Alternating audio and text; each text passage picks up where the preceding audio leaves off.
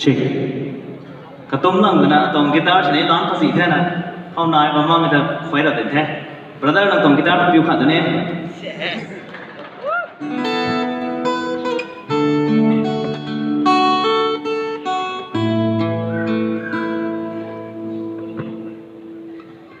Nzianmei Achailuh Rongmei lâu bùi rơi ta ni đuông lâu tuê ai ni nang thay tạt ni ye in thay lu tạt khang ta pang lo tu na sa ni tu rame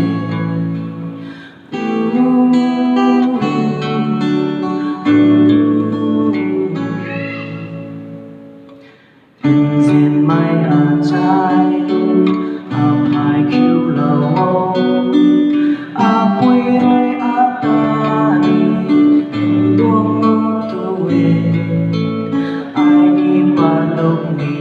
ye hang kai su ni ai kap ni tu rame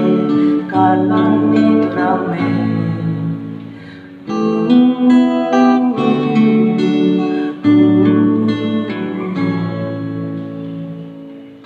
Nzianmei Achailuh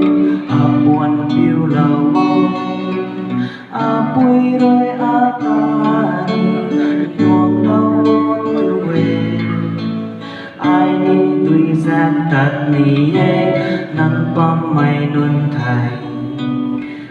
bùi pu khao ai màu lâu ni trame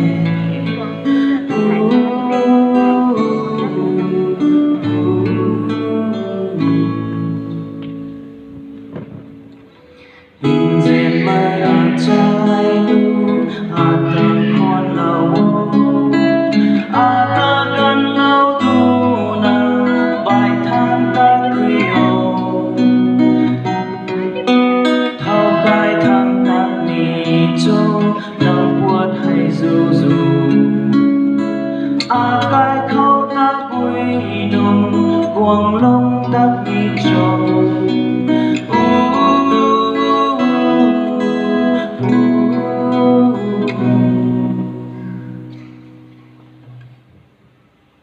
nang tan ning tàu tan khôn lâu